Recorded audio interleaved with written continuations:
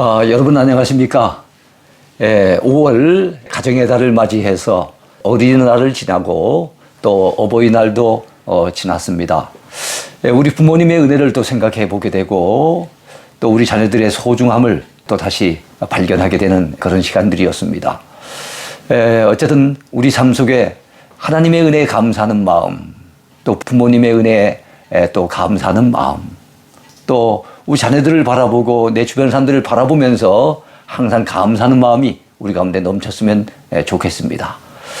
오늘도 변함없이 주께서 주실 은혜를 기대하면서 제 242강을 공부하도록 그래 하겠습니다. 망원경으로 보는 데살로니가전서 네 번째 시간입니다. 데살로니가전서는 중요한 부분들이 많아서 지난 한 주간 세 강의로 마치지 못했습니다. 그래서 오늘 데살로니가전서 네 번째 강의를 먼저 하고 그리고 내일과 모레 양일간에는 데살로니가 후서를 공부하도록 그래 하겠습니다. 자, 오늘 제목은요, 영적 체질 개선입니다. 영적 체질 개선, 이런 제목의 말씀을 통해서 은혜를 나누길 원합니다. 데살로니가전서 펼쳐보기, 그 가운데 세 번째 주제입니다. 기독신자의 바른 관계. 기독신자의 바른 인간관계에 대해서 살펴보려고 합니다. 자, 건강 이야기가 나오면 빼놓을 수 없는 것이 사람의 체질에 관한 이야기일 것입니다. 체질, 참 중요한 부분이죠. 체질은 타고난 것이기 때문에 쉽사리 바꿀 수는 없을 거예요. 그렇지만 어느 정도 우리가 노력 여하에 따라서는 체질을 개선할 수는 있을 것입니다. 자, 체질과 관련된 동서양의 유명한 이론들이 있지요. 우리나라에서는 조선시대 말기에 활동했던 이재마 선생의 사상체질론이 대단히 유명합니다. 이재마는 폐, 간, 비장, 신장 이런 네 장기의 크고 작음에 따라서 인간을 태양인, 태음인, 소양인, 소음인 이렇게 사상인으로 나눈 그런 인물이었습니다.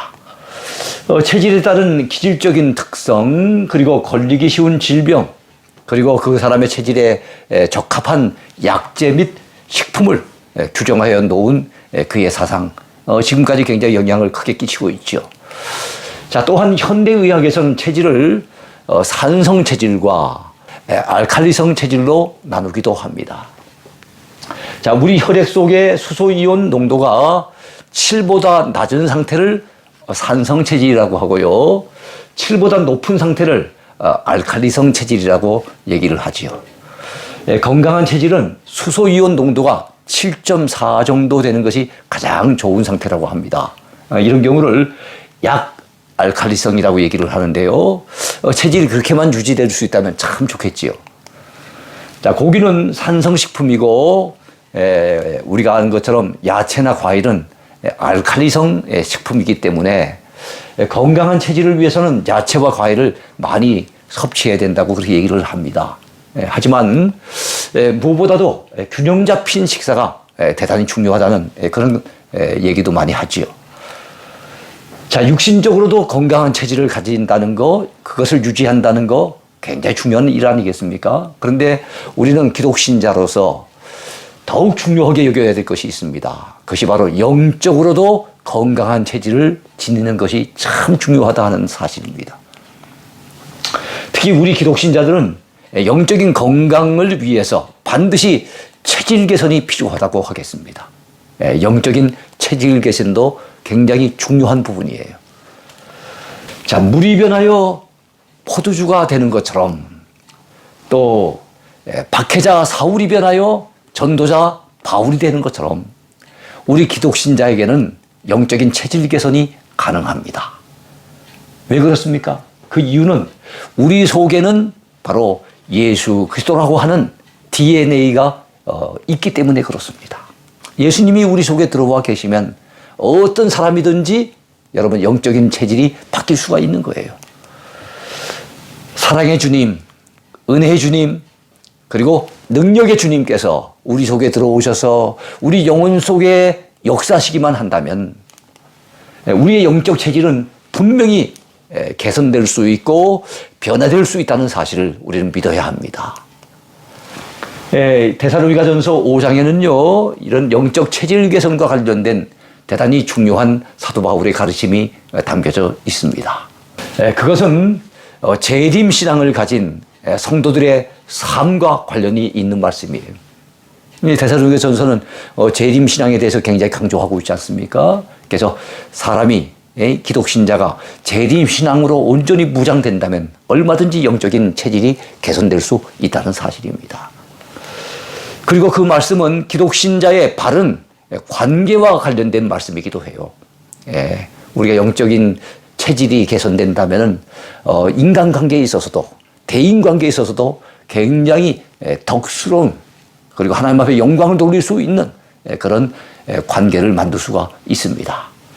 그리고 우리가 영적인 체질을 개선한다는 것은 달리 말한다면 하나님의 뜻을 실천하는 데 있어서도 대단히 중요한 부분이죠. 여러분, 우리 영적인 체질이 건강한 체질이 되지 못한다면 하나님의 뜻을 실천하기보다는 내 마음대로, 내 기분대로, 내 뜻대로 살아가기가 쉬울 겁니다. 그러나 영적인 체질이 개선되면은 우리는 정말로 하나님의 뜻에 알맞는 그 뜻에 순종하는 그런 삶을 살 수가 있는 것입니다. 자, 그렇다면은 하나님의 뜻에 걸맞는 체질, 그리고 영적으로 건강한 체질, 그리고 대인관계에 있어서 아주 바른 관계를 가지는 체질, 이런 체질 가운데 첫 번째 체질이 무엇이 있습니까? 건덕 체질로 개선이 되어야 된다는 겁니다. 두 번째는 은혜 체질은 조금 이따 우리가 살펴볼 거예요. 첫 번째는 건덕 체질인데, 여러분, 데살로니가전서 5장 11절 말씀에 보면 피차 권면하고 서로 덕을 세우라고 말씀하고 있습니다. 피차 권면해서 덕을 세우라는 거예요. 자, 이게 건덕 체질 아니겠습니까? 자, 우리 기독 신자들의 삶은 남에게 덕을 세우는 건덕의 삶이 되어야 됩니다. 건덕이란 말은 덕을 세우다라는 뜻이죠. 그래서 세울 건자에다가 큰 덕자를 써서 덕을 세우는 삶을 바로 건덕의 삶이라고 얘기할 수 있을 것입니다. 우리 기독 신자의 삶은 남에게 덕을 세워야 돼요. 자, 우리의 말 한마디, 우리의 행동 하나가 우리 주변 사람들에게 선한 영향력을 끼칠 수 있도록 해야 됩니다. 우리 하나님 앞에는 영광을 돌려드리게 됩니다. 그뿐만 아니라 우리의 주변의 이웃들에게도 덕을 끼치고 덕을 세우는 삶이 된다는 사실이죠. 자, 그렇게 되려면 우리의 영적 체질이 어떻게 바뀌어야 될까요?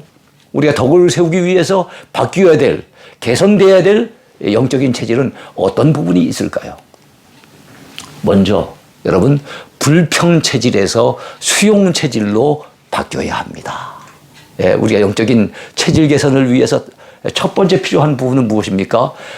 이것저것 자꾸만 불평을 늘어놓는 그런 체질이 아니라 웬만한 것은 다 받아들이고 수용할 수 있는 그런 체질로 바뀌어야 된다는 거예요. 데살로니가전서 5장 12절부터 13절 사이를 보면 사도 바울이 이렇게 말씀하는 것을 볼 수 있습니다. 형제들아, 우리가 너희에게 구하노니 너희 가운데서 수고하고 주 안에서 너희를 다스리며 권면하는 자들, 권하는 자들을 너희가 알고 그들의 역사로 말미암아 사랑 안에서 가장 귀히 여기며 라고 말씀하고 있습니다. 여러분, 너희를 다스리는 사람들, 영적으로 다스리는 사람들인 거예요. 또 권하는 사람들, 말씀을 통해서 영적인 측면에서 권하는 사람들이에요. 누구겠습니까? 바로 성도들을 이끌어가는 목회자들을 얘기하는 겁니다. 그들을 알고라는 말은 그들의 수고를 알아주라는 말이죠. 그리고 사랑 안에서 가장 귀히 여기고 존중히 여길 수 있는 그런 마음가짐을 가져야 된다는 것입니다. 여러분, 이 말씀은 성도들이 목회자와의 관계를 어떻게 가져야 할지를 잘 가르쳐주는 그런 말씀이라고 보겠습니다. 자, 우리 기독교는 관계의 종교입니다. 그래서 하나님과의 관계, 대신관계가 가장 중요하지만, 그리고 대물관계도 또 우리가 중요한 부분이죠. 하나님은 우리가 섬겨야 될 대상이고, 물질은 우리가 다스려야 될 대상입니다. 그렇다면 대인관계, 우리 주변 사람들과의 관계는요, 바로 사랑해야 될 관계입니다. 자, 인간관계를 잘 맺을 때 교회와 세상 가운데서 덕을 세울 수가 있는 겁니다. 그 가운데 성도는 먼저 신앙생활을 함에 있어서 또는 교회 생활을 함에 있어서 목회자와의 관계를 잘 맺어야 합니다. 자, 내 영혼을 위해 말씀으로 지도하고 권면하는 주의 종들의 수고를 알아주고 귀히 여기라고 하는 말씀을 우린 조금 전에 같이 생각해 보았습니다. 그들의 마음의 고초와 그들의 수고를 안다면 불평보다는 오히려 그들의 가르침을 또는 지도 방침을 수용하게 될 것입니다. 자, 그러므로 우리는 신앙생활을 하면서 교회 안에서 여러분 불평하는 체질이 아니라 교회 지도자의 목회 방침을 수용하는 체질로 바뀌어야 할 줄로 믿습니다. 예, 그래야만 자기 자신의 영혼에 복이 된다는 사실도 우리가 알아야 됩니다. 자, 그러할 때 그 목회자가 전하는 말씀을 통해 그 영혼이 은혜를 받을 수 있어요. 영적으로 성장할 수가 있습니다. 여러분, 내가 존경하지 아니하는 목회자, 내가 뭔가 불평을 늘어놓는 목회자가 설교한다면 그 말씀을 통해서 은혜 받을 수 있겠습니까? 은혜 받기가 어렵지요. 그 목회자의 지도 방침을 잘 받아들이고 수용할 줄 아는 사람은 그 존경하는 목회자가 전하는 메시지를 통해서 은혜를 받게 되는 겁니다. 그러면 그 영적인 유익을 얻고 영적으로 은혜를 받고 힘을 얻는 겁니다. 자, 두 번째는요, 불화 체질에서 화목 체질로 바뀌어야 합니다. 우리의 영적인 상태가 건강하려고 한다면 불화 체질이 되면 안 돼요. 화목 체질로 개선되어야 됩니다. 자, 데살로니가전서 5장 13절 맨 끝부분에 봤더니 이렇게 기록되어 있는 것을 알 수가 있습니다. 너희끼리 화목하라. 자, 이 말씀은 성도들끼리 서로 화목하는 관계가 되어야 된다는 것을 가르쳐주고 있는 말씀인 거예요. 교회 안에서 성도들 사이에 가장 중요한 것이 무엇입니까? 서로 갈등하거나 반목하지 아니하고 화목하게 지내는 것이라고 할 수 있을 겁니다. 그래요. 성도들끼리 화목하게 지내면요, 교회 생활이 재밌습니다. 교회 생활이 행복합니다. 교회 가고 싶어집니다. 그러면 내가 영적으로 그만큼 유익을 얻고 믿음이 성장하게 돼 있겠지요. 성도들이 서로 늘 화목하게 지내면은 우리 주님께서도 기뻐하십니다. 그리고 목회자도 참 화목하게 지내는 그 성도들을 갖다 바라보게 될 때 마음이 즐겁습니다. 무엇보다도 성도들 필차간에도 신앙생활이 행복하게 되는 것입니다. 그리고 교회에도 덕이 되겠지요. 그래서 우리 성도들끼리는 절대로 불화하지 말고 여러분 화목해야 될 줄로 믿습니다. 자, 그러므로 우리는 성도들끼리 항상 화목하게 지내도록 애써야 할 것입니다. 매사에 우리 모두가 화목 체질이 돼야 됩니다. 자, 이번에는요, 세 번째인데요. 의존 체질에서 격려 체질로 바뀌어야 한다는 것입니다. 의존 체질에서 격려 체질로. 데살로니가전서 5장 14절 말씀을 봤더니요, 이런 말씀이 나옵니다. 또 형제들아, 너희를 권면하노니 게으른 자들을 권계하며 마음이 약한 자들을 격려하고 힘이 없는 자들을 붙들어주며 모든 사람에게 오래 참으라. 그렇게 말씀하고 있는 것을 볼 수가 있습니다. 여러분, 이 말씀은 성도들이 믿음 약한 초신자들과 어떤 관계를 맺으며 신앙생활을 해야 하는지를 잘 가르쳐주고 있습니다. 초신자들, 믿음 약한 자들을 어떻게 하라고요? 붙잡아 주라는 거예요. 위로하고 격려해 주라는 것입니다. 자, 우리는 믿음이 자꾸 성장해야 합니다. 그래서 우리가 과거 초신자 시절의 그 모습처럼 그 누군가에게 자꾸 기대고 의지하는 그런 신앙인이 아니라 오히려 마음이 약하고 영적으로 힘이 없는 자들을, 그 초신자들을 붙잡아주고 도와주는 그런 역할을 감당할 수 있어야 할 것입니다. 교회 안에는 아직 믿음이 어린 초신자들이 많이 있지요. 자, 그런 이들에게는 관심이 필요하지요. 그리고 위로와 격려가 필요합니다. 믿음 약한 초신자인데 아무도 관심 가져주지 않고 아무도 다가와 서주지 않는다면 그들이 어떻게 신앙을 지탱해낼 수 있겠습니까? 그래서 관심 가지고 다가서고 때로는 위로와 격려가 필요할 때 격려해 줄 수 있어야 되겠죠.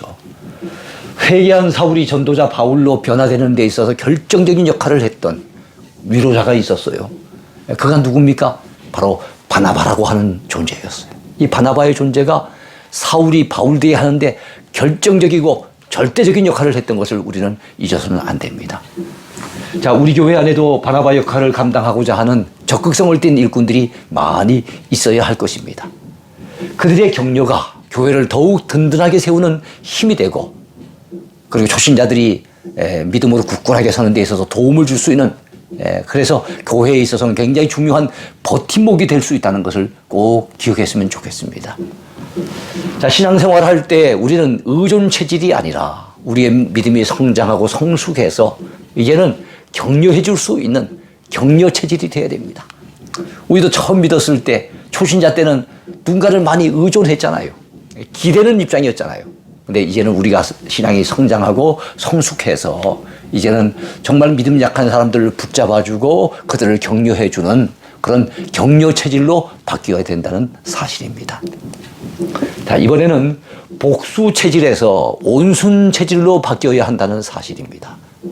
여러분, 데살로니가전서 5장 15절 말씀에 보면 이런 말씀이 나오죠. 삼가 누가 누구에게든지 악으로 악을 갚지 말게 하고, 자, 서로 대하든지 모든 사람을 대하든지 항상 선을 따르라, 이렇게 말씀하고 있습니다. 예? 악으로 악을 갚지 말래요. 나에게 악한 게 대해주는 사람이 있다 해서 나도 똑같이 악으로 복수하지 말라는 겁니다. 오히려 우리는 선을 따르라는 거예요.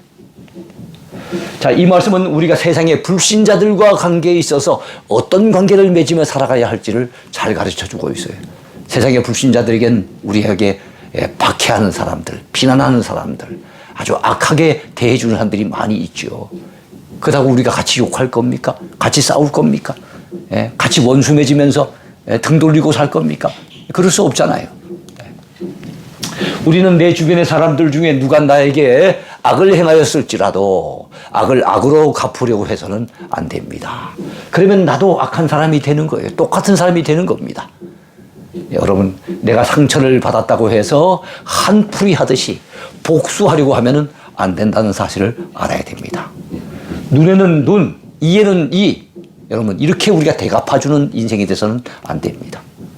예수님께서 가르쳐 주시는 말씀처럼 오른뺨을 칠 때 오히려 왼뺨을 돌려대는 그런 온순한 사람, 그런 온유한 사람이 되어야 되지 않겠습니까?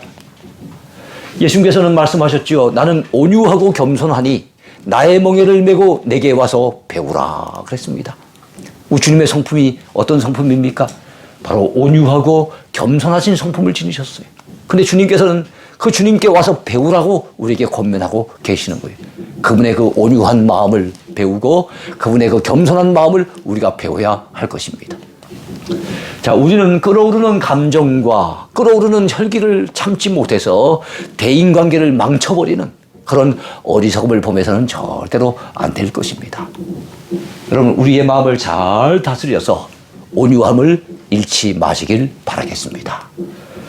자, 이제는 우리가 복수 체질에서 벗어나 온순 체질이 되어야 할 줄로 믿습니다. 자, 이번에는요, 크게 두 번째입니다. 은혜 체질로 개선되어야 된다는 거예요. 자, 이 주제는 타인과의 관계와는 상관이 없어요. 나 자신에게 있어서 내적인 측면의 체질 변화가 필요하다는 것을 잘 보여주고 있는 그런 주제입니다. 나의 내면, 즉 나의 심령의 상태가 하나님께서 부어주시는 은혜를 충만하게 받아야 된다는 것입니다. 그래서 영적으로 건강한 체질이 돼야 된다는 것을 보여주고 있어요. 역시 데살로니가전서 5장에서 그런 가르침이 계속되고 있습니다. 자, 여러분, 우리가 내적으로 또는 심적으로 큰 은혜를 받아 심령이 충만해지게 된다면 하나님께는 무엇이 되겠습니까? 영광이 됩니다. 우리 자신은 진정한 행복을 누리게 될 것입니다. 그리고 내가 또 행복해져야만, 내가 은혜로 충만해져야만 또 대인관계를 맺음에 있어서도 잘 대해줄 수가 있는 거지요. 자, 그렇게 되려면 우리의 심령 상태는 어떤 체질로 변화되어야 할까요? 여러분, 근심 체질에서 기쁨 체질로 변화되어야 됩니다. 우리 은혜 충만히 받아서 우리 속에서 근심은 사라지고 우리 심령 가운데 하늘 기쁨이 가득가득이 차고 넘쳐야 될 것입니다. 자, 데살로니가전서 5장 16절 말씀에서 사도 바울은 이렇게 우리에게 가르쳐 줍니다. 항상 기뻐하라. 이건 많이 들어보셨죠? 항상 기뻐하라. 자, 기분 좋은 일이 있을 때만 기뻐할 것이 아니라 항상 기뻐하라고 사도 바울이 우리에게 전해주고 있습니다. 힘든 세상에 살아가는 고단한 인생이 아닙니까? 그렇다면 어떻게 항상 기뻐할 수가 있겠습니까? 여러분, 조속으로 그 마음이 바뀌는 사람을 바라보면 그렇게 기뻐할 수 없어요. 수시로 요동치는 환경을 바라보면 우리는 항상 기뻐할 수가 없을 것입니다. 우리가 주님을 믿고 주님을 바라봐야 됩니다. 그래야만 우리는 매 순간 기뻐할 수가 있는 것입니다. 사도 바울은 언제나 매 순간 주님을 바라보고 주님을 의지함으로써 항상 그 마음속에 기쁨을 유지할 수가 있었던 것을 우리가 성경을 통해서 알 수가 있습니다. 그는 심지어 감옥 안에서조차 기뻐하고 찬송할 수 있었던 것입니다. 그는 감옥 안에 있으면서도 감옥 밖에 있는 성도들을 향해서 뭐라고 얘기해 줍니까? 주 안에서 기뻐하라. 내가 다시 말하노니 기뻐하라. 여러분, 빌립보 교회에 보내는 큰 메시지 가운데 바로 그런 말씀이 있지 않습니까? 우리가 세상 것에 우리의 기쁨을 빼앗기지 않으려고 한다면 세상 근심을 던져버려야 할 것입니다. 주님은 너희는 마음에 근심하지 말라. 하나님을 믿으니 또 나를 믿으라 라고 말씀하셨습니다. 그렇습니다. 우리 마음속에서 근심을 몰아낼 수 있는 비결, 그것은 바로 하나님을 믿고 예수님을 믿는 것입니다. 네? 우리는 주님을 믿는 그 믿음으로 세상의 모든 근심을 떨쳐버릴 수 있는 것입니다. 그래야만 진정한 기쁨을 누리며 살 수가 있겠지요. 여러분, 주님을 믿고 의지하시기 바랍니다. 그 믿음이 더욱더 커져가기를 축복합니다. 그래서 여러분의 속에서 믿음이 강하게 크게 자리 잡게 되어진다면 모든 근심 걱정은 떠나가게 될 줄로 분명히 믿습니다. 우리는 늘 한숨 쉬기 잘하는 그런 근심 체질의 사람이 아니라 오히려 매사에 주님을 믿고 바라봄으로써 기뻐하며 살아가는 그런 기쁨 체질의 성도가 되어야 될 줄로 믿습니다. 이번에는 이성 체질에서 기도 체질로 변화되어야 합니다. 여러분, 데살로니가전서 5장 17절 말씀에 보면 쉬지 말고 기도하라 이렇게 가르쳐주는 말씀을 우리가 들을 수가 있습니다. 성도들 중에 기도를 잘하지 않는 성도, 기도의 삶이 없는 성도들이 있어요. 그들의 신앙의 성향이 어떠합니까? 지극히 이성적인 것을 우리는 알 수가 있습니다. 왜 기도하지 않습니까? 그 신앙의 성향이 이성적이기 때문에 그래요. 그분들은 내 인생의 문제를 하나님께 맡기고 기도하기보다는 여러분, 내 생각으로 또 내 판단으로 그리고 내 경험을 앞세우고 내 짧은 지식을 앞세워서 그 문제를 해결해 보려고 그렇게 노력하는 것입니다. 그러한 성향을 가진 사람은 기도하지 않는 것이죠. 그러나 여러분, 이 세상에는 내 힘으로만은 안 되는 문제, 내 경험만 가지고는 안 되는 문제, 내 판단만 가지고는 해결할 수 없는 문제들이 너무나도 많다는 사실을 알아야 됩니다. 내 경험을 앞세우다가 시행착오를 겪기도 하고요. 내 판단 미스로 인해서 실패하는 경우가 얼마나 많습니까? 그러므로 우리는 전능하신 주님을 믿고 그분께 내 인생의 문제를 맡기고 기도하는 삶을 살아야 할 줄로 분명히 믿습니다. 여러분, 그렇다면 왜 쉬지 말고 기도해야 합니까? 그냥 기도하라고 하지 않고 왜 쉬지 말고 기도하라고 합니까? 그것은 우리 인생은 항상 위험과 위기 상황에 노출되어 있기 때문에 그렇습니다. 한 문제가 해결되어 이제 됐구나 싶으면요, 또 다른 문제가 생겨나는 것이 우리네 인생인 거예요. 그러니까 기도를 쉴 수가 없는 거죠. 꾸준히 지속적으로 쉬지 말고 기도해야 하는 것입니다. 자, 그러하기에 우리의 삶에는 항상 기도가 요구되는 것입니다.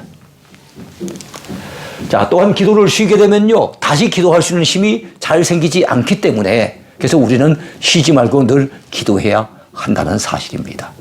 여러분, 운동 해보셨잖아요. 운동도 안 하고 있다가 모처럼 만에 다시 시작하려고 하면 잘 되지 않아요. 몸이 이미 운동 안 하는 쪽으로 길들여져 있어가지고 운동을 하는 게 결코 쉽지 않은 겁니다. 마찬가지로 여러분, 우리도 기도 생활도 안 하다가 기도하려고 하면 쉽지 않아요. 그러니까 기도하려고 우리가 무진무진 애를 써야 됩니다. 이제 우리는 이성 체질의 오랜 습관의 껍질을 벗어 던져버리고 기도 생활에 힘쓰므로써 기도 체질의 사람으로 여러분 살아가야 될 줄로 분명히 믿습니다. 이번에는요, 원망 체질에서 감사 체질로 변화되어야 된다는 사실을 우리는 이 데살로니가전서 5장을 통해서 배우게 됩니다.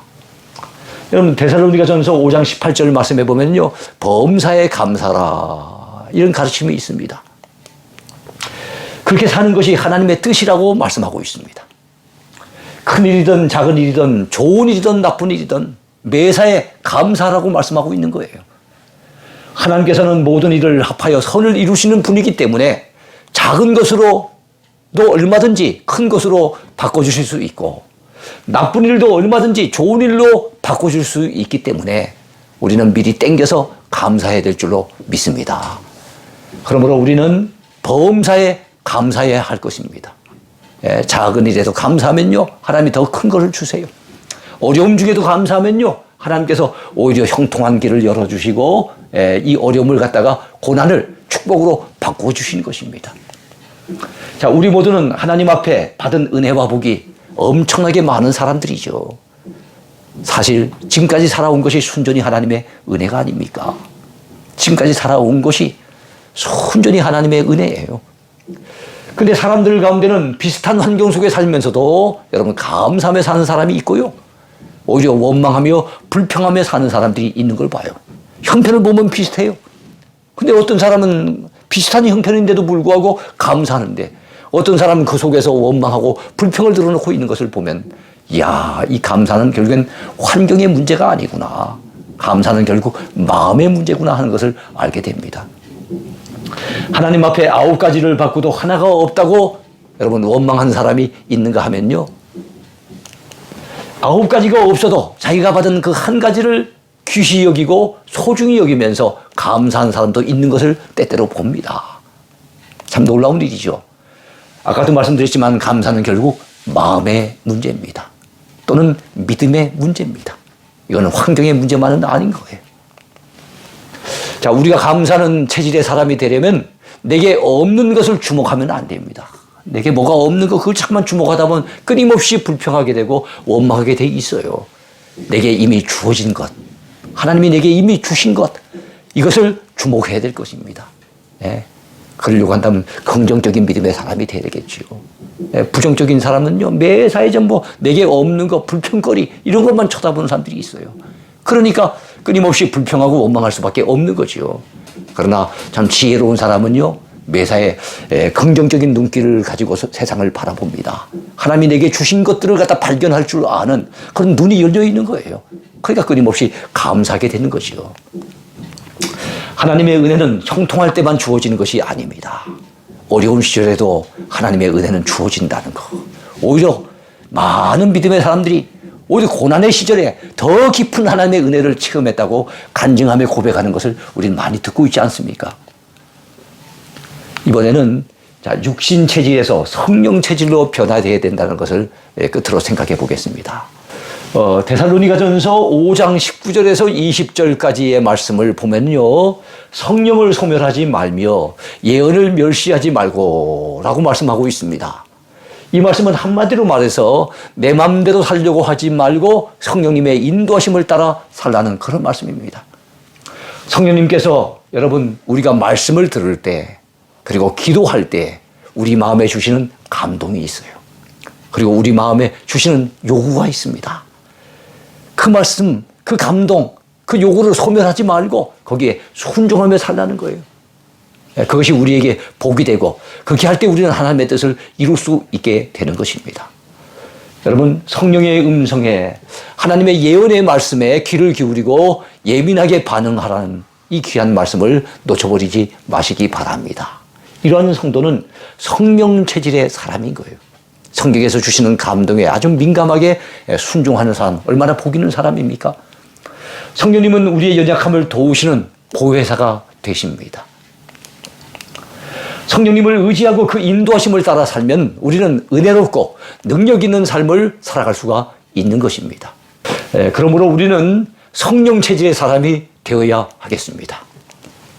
그러나 안타깝게도 성령의 감동과 지시에 둔감해서 늘 자기 육체 중심으로 사는 신자들이 많죠. 몸은 교회 나오지만 그러나 그 영혼은 항상 육체 중심으로 움직이고 있는 거예요. 자기 육체 소욕을 쫓아 살아가는 이러한 인생은 바로 육신 체질의 사람인 겁니다. 성령 체질의 사람의 반대말이 바로 육신 체질의 사람인 거예요. 이제 우리의 심령은 육신 체질에서 성령 체질로 바뀌어야 할 줄로 믿습니다. 자기 육체를 위하여 심는 자는 육체로부터 결국엔 썩어질 것을 거두게 된다고 갈라디아서 6장에서 말씀하고 있습니다. 그러나 성령을 위하여 심는 자는요, 성령으로부터 영생을 거둘 것이라고 하시는 말씀, 여러분 우리가 놓쳐버리면 안 됩니다. 우리는 우리의 신앙생활에 영적 체질 개선이 필요하다는 사실을 오늘 말씀을 통해서 배웠어요. 대인관계에 있어서는 덕을 세우는 건덕 체질이 되어야 된다 그랬어요. 그리고 내 내면에 우리 스스로와 관련해서는 우리는 은혜로 충만하게 채워지는 은혜 체질의 사람이 되어야 된다는 말씀을 배웠습니다. 자, 우리의 영적 체질이 건강한 체질로 바뀌어야 된다는 것 우리가 함께 생각해 보았는데요. 그래서 데살로니가전서 5장 23절에 있는 말씀처럼 평강의 하나님이 친히 너희를 온전히 거룩하게 하시고 또 너희의 온 영과 혼과 몸이 영과 혼과 몸이 우리 주 그리스도께서 우리 주 예수 그리스도께서 강림하실 때 흠없게 보존되기를 원하노라. 끝 부분에 가면 그렇게 말씀하고 있어요. 우리의 체질이 정말로 하나님 기뻐하시는 영적인 체질로 건강한 체질로 바뀌어지게 된다면 우리의 영과 혼과 몸이 주님이 강림해 오실 그때, 주님이 재림해 오실 그때 흠없는 모습으로 보존될 수 있다는 사실입니다. 사도 바울이 기원했던 대로 우리의 삶이 그렇게 되어지기를 소망합니다. 여러분 영적으로 건강한 체질 되시길 바라겠습니다.